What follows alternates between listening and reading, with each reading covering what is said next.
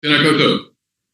Ko airana me ko tirana te whakaparanga mai, ko te awakirangi ki tai te whenua tupu, ko te Whanganui-a-Tara te kainga, ko taranaki whānui te iwi mana whenua o Kone.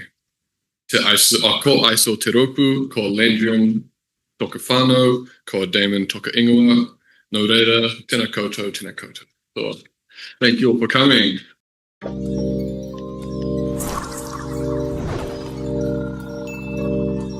Sometimes a book can give us goosebumps, but then it can go one step further. Welcome to ISO, and today we're counting down top 5 lines from the Communist Manifesto. In 1848, a green 23-page pamphlet called the Manifesto of the Communist Party was published in London by a small group of German migrant radicals on the eve of revolution in Europe. 178 years later, the Communist Manifesto remains one of the most important political documents of our time.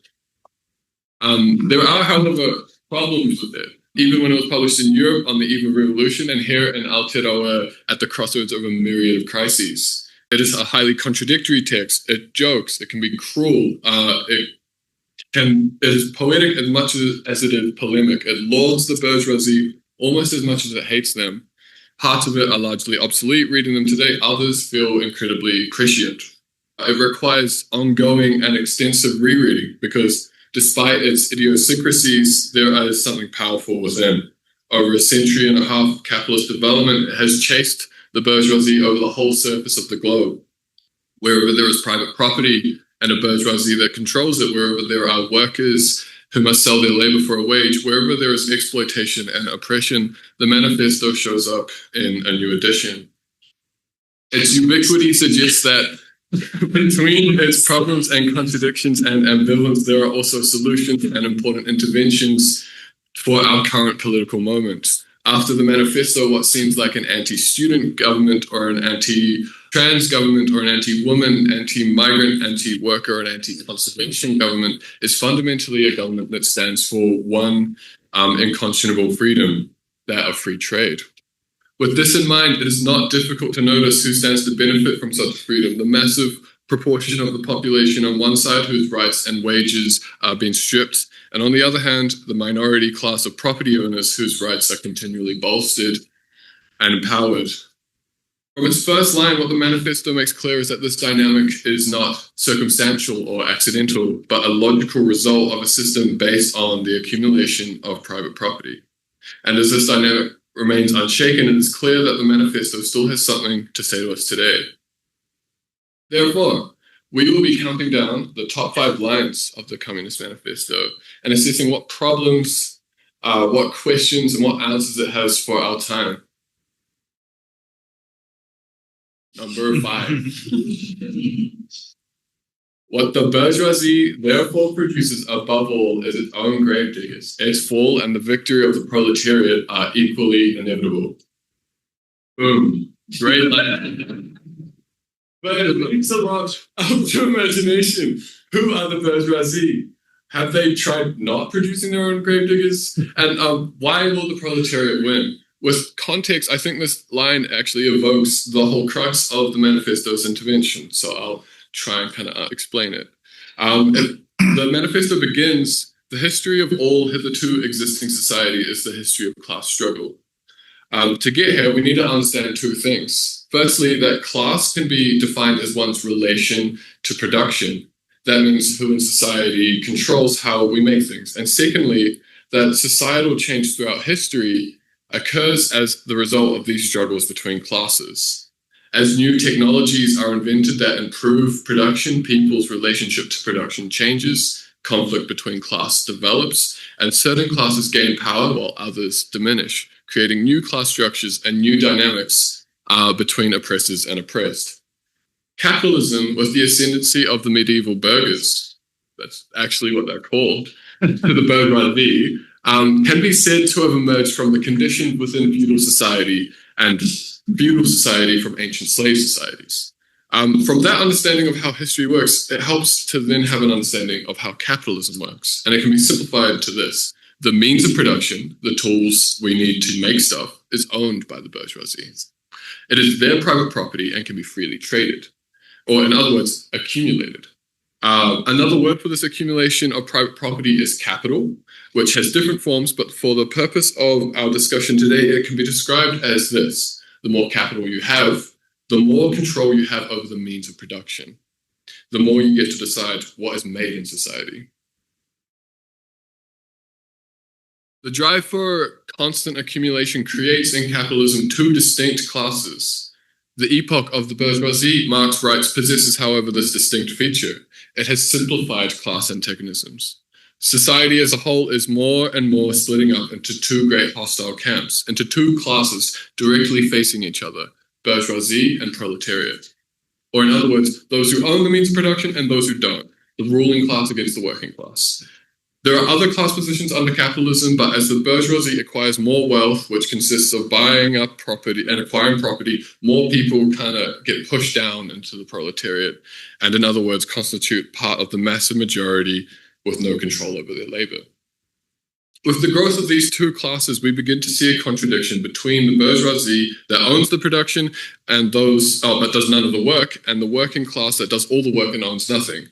And this is where the manifesto comes in. What Marx contends as a result of this contradiction is that sooner or later, the laboring proletariat will realize, one, its unity, and two, its collective power, as the actual people with the skills to make the things we need to survive. And as this contradiction tends towards a rupture within the system, the proletariat will be victorious. So that what we see is that the bourgeoisie, through their accumulation of capital, bring about the conditions for their expropriation. Or in other words, they produce their own gravediggers. This is why Marx and socialists throughout the world are constantly talking about the working class. They are the only truly revolutionary class capable of transforming society.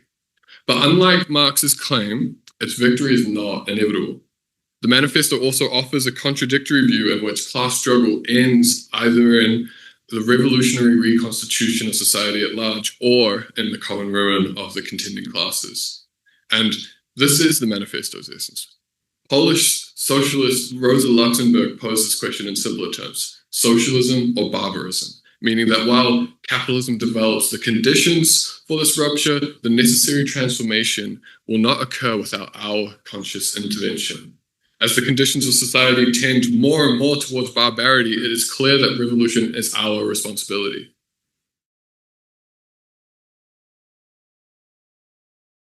Number 4.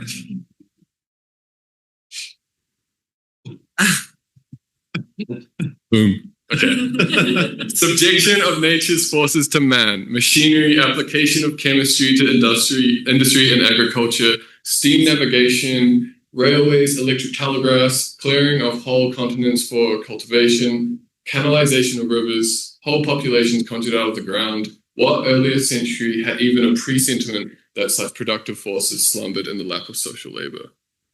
One of the most apparent examples of this capitalist barbarism is the climate crisis. More and more, our epoch is defined by seemingly weekly climate-related disasters, and it is clear that whatever post-capitalist world we inherit will necessarily involve the reduction of the massive productive forces built up by capitalism, if we have any hope of restoring the world's ecosystem.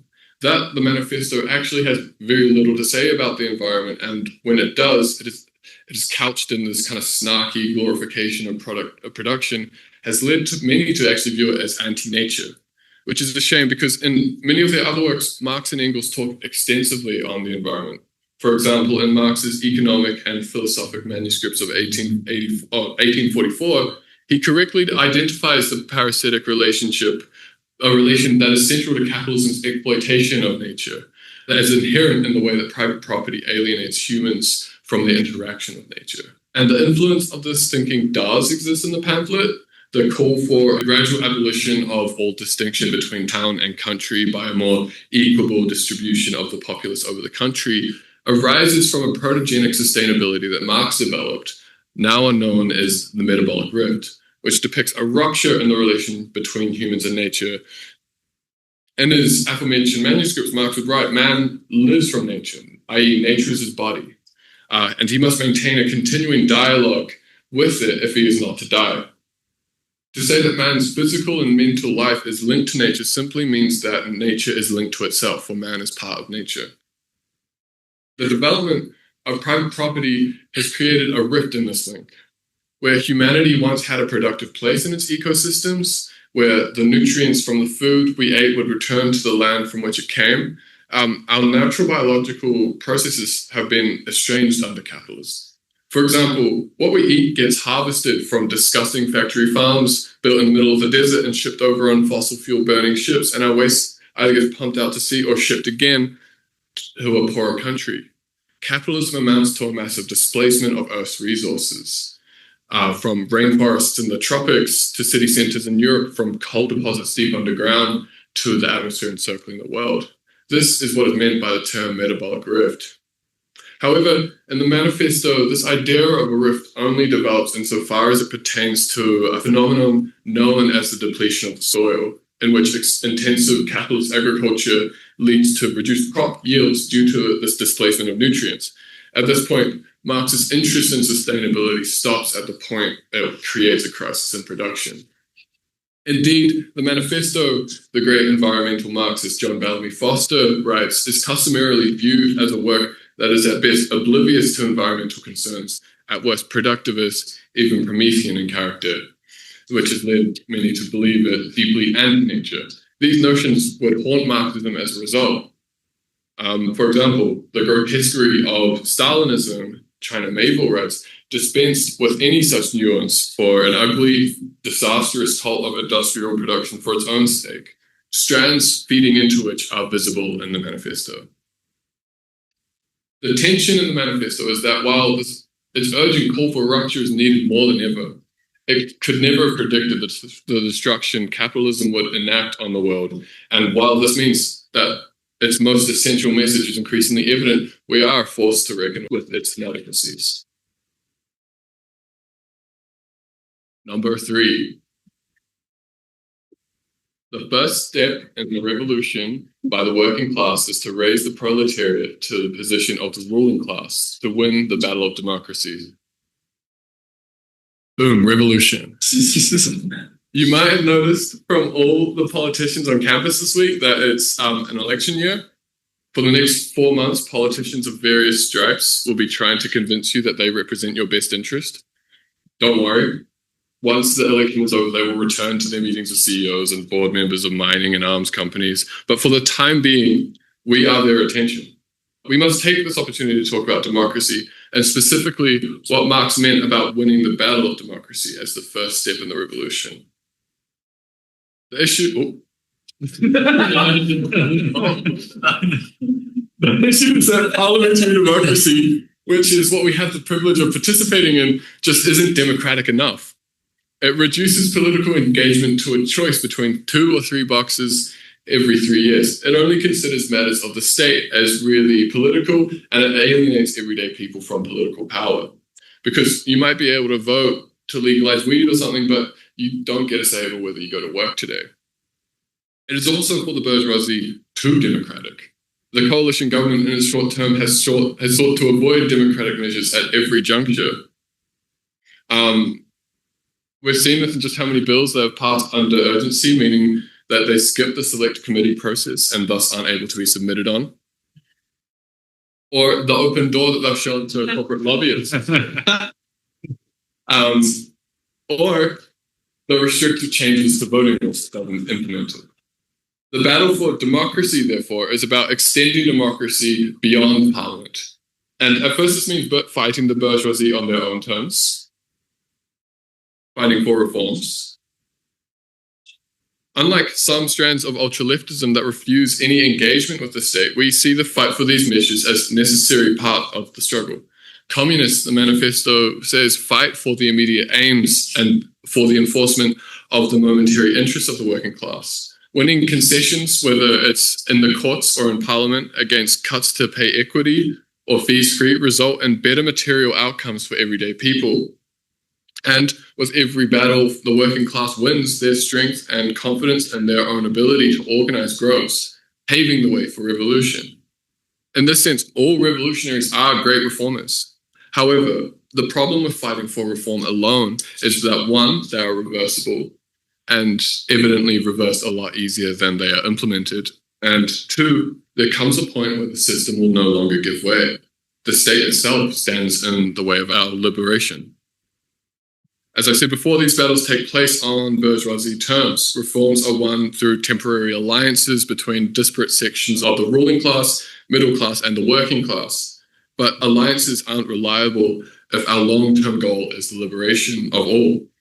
While, of course, there will be individuals from both sides that will assist our struggle.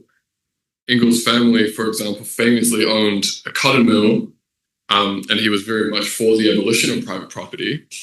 The conflict of interest between these classes means that, on the whole, the working class has to win its liberation for itself.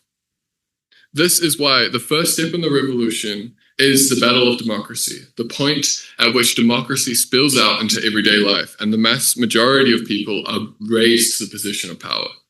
Revolution and democracy are often contradicting each other, but this is not true. The socialist revolution is not consummated by a small group of militant rebels seizing government.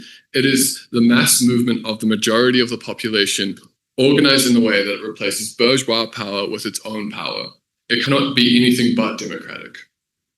As Marx writes, instead of deciding once in 3 or 6 years which member of the ruling class was to misrepresent the people in parliament, universal suffrage was to serve the people constituted in the communes.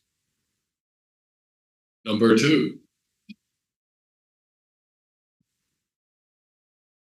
The need of a constantly expanding market for its products chases the bourgeoisie over the entire surface of the globe. It must nestle everywhere, settle everywhere, establish connections everywhere. Boom, world market, boom, globalism, boom, imperialism. To the manifesto credit, it does well to herald this aspect of capitalist development. From an understanding of its emergence amid the colonization of America, Marx would clock the bourgeoisie over 200 years. Read today, though noting the dated language, assertions that capitalism has made barbarian and semi-barbarian countries dependent on civilized ones, nations of peasants on nations of bourgeois, the East on the West, feels like a pretty astute observation of today's world economy. But as the basis of capitalist development, what does the manifesto say about colonization itself, or for our part, decolonization? Marx's argument of capitalism emerging out of feudalism and communism out of capitalism is undoubtedly Eurocentric. The limit of Marx's argument here is that he's still applying a stadial theory of human development in which human society progresses through linear versions of history, consisting of 4 stages that closely follow the development of European society. Based on this thinking, does society have to progress in line with this European model, or do colonized countries have to wait for revolutions in the countries of their oppressors before developing into communism? Despite the fact that human society developed everywhere over the globe in distinct and vibrant ways, a stadial theory of development flattens this view of human history. It should be noted that capitalism developed on one continent. Of course, once it developed, it then monopolized the history of the world and of humanity, but regardless of its global dominance, that does not mean that capitalism is the only outcome of human development. To this extent, the manifesto is writing from a European context, at the point at when capitalism would finally overcome the final restraints of feudal society. And as a result, it is solely focused on this worldview, but its flaws in this regard are due to the limit of its scope. Our own scope, therefore, should aim to fill in these discrepancies.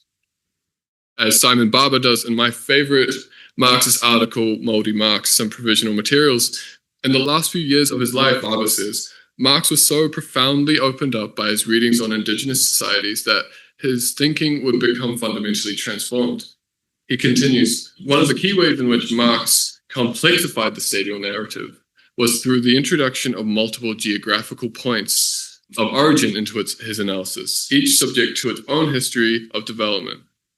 Capitalism in this country is the story of interactions between European and moldy ways of being, and the various attempts of subjugating the latter by the former on the basis of asserting bourgeois rule. What this means for us in Aotearoa is that questions around capitalism, its overthrow, and what society lies beyond, as Barber suggests, are better answered by a Marxist lens that incorporates concepts such as whakapapa and mana whenua. Decolonial Māori liberation movements have resulted in some of the largest protests in recent memory. Our commitment to these movements means ensuring that decolonization includes our liberation from capitalism. As the manifesto shows, the early colonization of the world gave rise to the modern bourgeoisie and the system they rule. This doesn't mean that the bourgeoisie overthrew the structures of colonization, but that they are so fundamentally baked into the capitalist system that it is impossible to separate colonization from capitalism. Therefore, it is impossible to liberate Māori without abolishing private property and liberating us all. As Eru Kapakingi at the Hiko and Motatiriti said, Māori liberation means liberation for all. Decolonization and anti-capitalism are joint struggles. Number 1. The proletariat have nothing to lose but their chains. They have a world to win. Workers of all countries, unite. Avengers assemble, boom, in all caps. Guys, from this historicizing of bourgeois development to its discussion of revolutionary strategy, the manifesto's contention is that the socialist revolution will be the most radical rupture with traditional property relations. It envisions a world in which people are able to live and labor and move around the world in accordance with their own will. And it posits this because this is exactly the kind of freedom the bourgeoisie enjoys today. Capital flows wherever it is cheapest. It gets exported across the world, crossing oceans and borders, and draws together the interests of our bourgeois government with the bourgeoisie of more powerful governments that are invested in New Zealand. The same can't be said for working people. Because of their necessary role in production, workers' freedom of movement is severely restricted. Borders constitute this barrier, and where the manifesto sees the proletariat as an international class, under capitalism, the nation-state and its border substitutes the international proletariat for a working class that, for the time being, is divided along national lines in the interest of its ruling class. Therefore, borders are hypocritically porous for the flows of capital, and yet tough and restrictive on the working class. The most cynical example of this is the introduction, on one hand, of the $5 million quote-unquote golden visa meant to entice rich investors to live in Aotearoa, and on the other, the passing of legislation that would tighten restriction on migrants, establish ICE-style enforcement units, and give immigration officers more power to demand, in the same vein as the Dawn Raids, out-of-hours compliance visits. Within the same government, National is welcoming a free trade agreement with India, while Shane Jones of New Zealand First is mourning of a butter chicken tsunami. The effect of this is twofold. It inflames anti-migrant sentiment, preying on the fear that migrants take jobs in an already squeezed labour market, and ensures that migrants remain the most exploited, underpaid, and abused workers in society. The former has been proven to be a successful rallying cry of the far right. It redirects class solidarity towards a cross-class collaboration with the bourgeoisie, which often results in worse material outcomes for the working class, or at worst, mass violence. It's important to remember the class hierarchy that occurs under capitalism, bourgeois and proletarian, those who own the means of production and those who have to sell their labor. By recognizing this most salient distinction between people than fickle lines on a map, we are recognizing our shared struggle with billions of workers across the world. The working men have no country, Marx writes. Actually, real quick, can I get a show of hands? Who here owns a house? Right. Cool. This guy owns 7. Bro, 7 houses, 7 years before. At the end of the day, we have more in common materially with a worker in India struggling to pay the rent than a billionaire in our own country. Bourgeois power relies on stoking this kind of division in order to constantly reassert its power. In contrast, the power of the working class comes from its unity. And it's actually pretty simple. Due to the socialization of labor, if we are both workers and we are striking for better pay, it is in my interest to treat you as an equal pair.